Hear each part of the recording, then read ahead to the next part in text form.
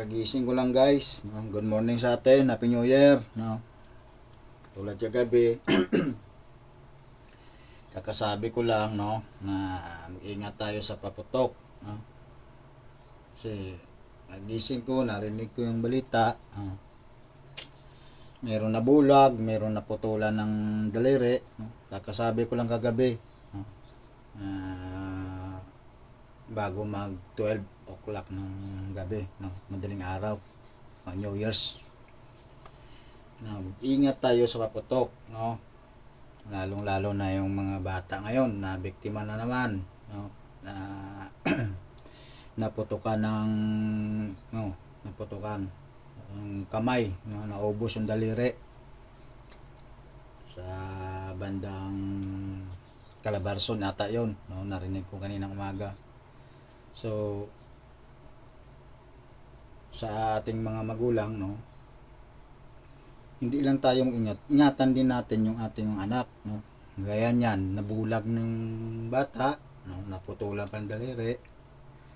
Ang iba natamaan ng paputok sa liig, no. Sana naman mag-ingat tayo, no. Kagabi sinabi ko lang kagabi, no, sa aking unang vlog na mag-ingat tayo sa paputok, no.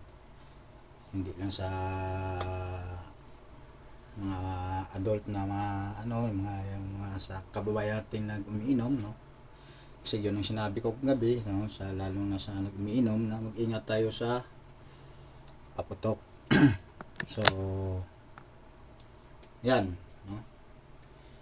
Hindi nga ako nagkamali, no.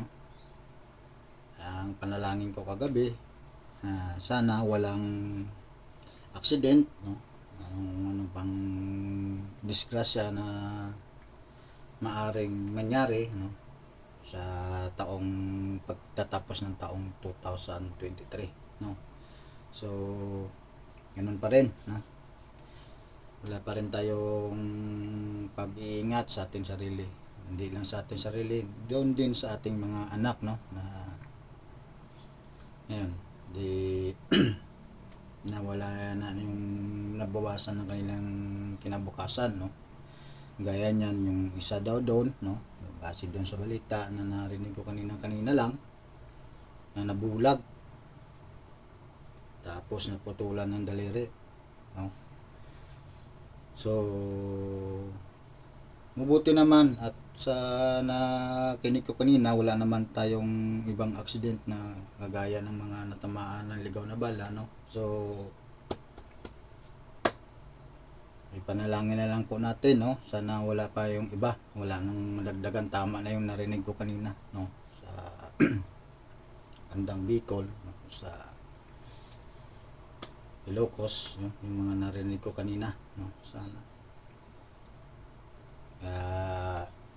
nagpaalala ko kagabi, mag-ingat, to, maingat tayo sa paputok, guys, no. So Happy New Year sa lahat, no, sa ating mga kababayan.